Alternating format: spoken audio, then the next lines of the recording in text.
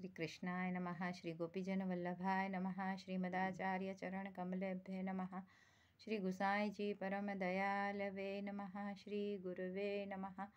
अपने माथे बिराजते सेव्य स्वरूपाय नमः। सर्व वैष्णवने जय श्री कृष्ण। गत विडियो में આપણે દામોદરદાસ સરસાની પછી સુરદાસજીનો પ્રસંગ જોયો। આવા તો અનેકો ભગવદીય છે જેમના અનેક જાત જાતના અનુભવ આપણે જાણવા મળે છે। ભગવત વાર્તા સેવકો 252 વૈષ્ણવ 84 વૈષ્ણવની વાર્તાઓ એમાંથી પણ આવા અનેકો પ્રસંગ આપણે જાણી શકીએ છીએ, એનો આનંદ માણી શકીએ છીએ। શ્રી વલ્લભનું ગ્રંથ સાહિત્ય વિપુલ છે, એની અંદર જ્ઞાનનો ખજાનો ભરેલો છે, જાણે કે ગંગા સાગરમાં ઘાઘર ભર્યું હોય। સૂત્રાત્મક શૈલીમાં ખૂબ અલ્પ શબ્દોમાં ગહન જ્ઞાન ભરેલું છે। એનો જેટલો કંઈક આપણે આનંદ માણી શકીએ, રસપાન કરી શકીએ એટલી કરવાની કોશિશ કરીએ છીએ। હવે આપણે શ્રી વલ્લભે જે આસુર વ્યોમહ લીલા કરી હતી એ તરફ આગળ વધીએ છીએ। અત્યાર સુધી શ્રી વલ્લભને સ્વયં ઠાકોરજીએ 2 વાર પોતાના ગોલોકધામમાં એટલે સ્વધામમાં પધારવાની આજ્ઞા કરી હતી। જ્યારે પહેલી વાર શ્રી વલ્લભ મધુવનમાં બિરાજ્યા હતા ત્યારે આજ્ઞા થઈ। બીજી વાર જ્યારે શ્રી વલ્લભ ગંગાસાગરમાં બિરાજ્યા હતા ત્યારે આજ્ઞા થઈ। પણ ત્યારે શ્રી વલ્લભે ભાગવતના ગૂઢ અર્થને પ્રકટ કરવાનું કાર્ય હાથમાં લીધું હતું। સુબોધિનીજીનું લખાણ ચાલુ હતું, એ કાર્ય હજી પૂરું થયું નહોતું, એટલે શ્રી વલ્લભે આ આજ્ઞા તરફ ધ્યાન આપ્યું નહીં, એનો સ્વીકાર કર્યો નહીં। પણ હવે શ્રી વલ્લભ અડેલમાં બિરાજે છે અને ફરી ત્રીજી વાર આજ્ઞા થઈ કે હવે આપ ગોલોકધામમાં પાછા આવો। એટલે શ્રી વલ્લભે આ પ્રભુની આજ્ઞા પોતાની માતા અને પત્નીને કહી। ત્યારે બંને શોકાકુલ રહ્યા, મૌન રહ્યા। ત્યારે શ્રી વલ્લભે પોતાના જ્ઞાનથી એ બંનેને ખૂબ વ્યવસ્થિત રીતે સમજાવ્યું।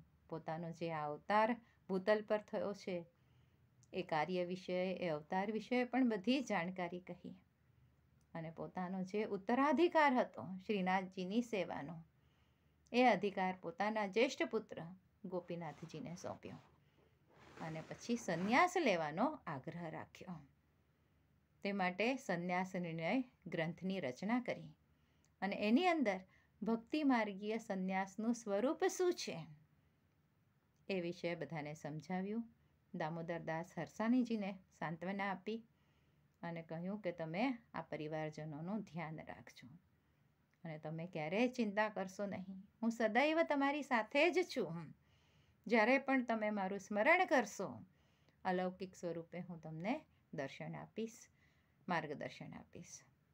પછી વાનપ્રસ્થ આશ્રમનો સ્વીકાર કર્યો, અડેલમાં રહ્યા અને ત્યાં એમના જે વિદ્યાગુરુ હતા માધવેન્દ્ર યતિ એમને બોલાવ્યા અને એમના મુખેથી સંન્યાસ ધર્મના વચનો સાંભળ્યા। એટલે સંન્યાસ લેવા પહેલાં જે શાસ્ત્રોક્ત વિધિ છે એ બધી વિધિ રીતે એમણે એક પછી એક બધા જ વિધિઓને પૂરા કર્યા અને વાનપ્રસ્થ આશ્રમનો સમય પૂરો થયો। પછી હવે સંન્યાસ લેવાનો છે, પણ સંન્યાસ લેવા માટે કોઈ પણ ગૃહસ્થી પોતાની પત્નીની અનુમતિ વગર સંન્યાસ લઈ શકતો નથી, આ શાસ્ત્રોનો નિયમ છે।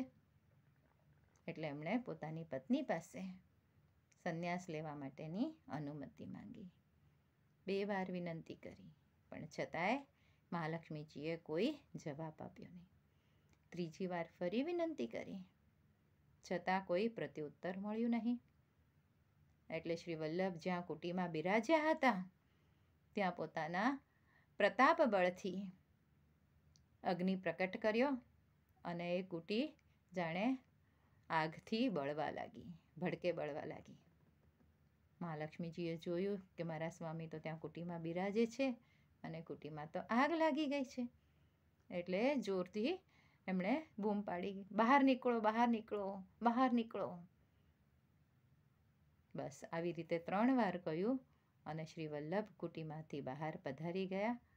આ વચનોને એમણે આજ્ઞા મળી એવું માની લીધું અને સીધા કાશી તરફ આગળ પ્રયાણ શરૂ કર્યું.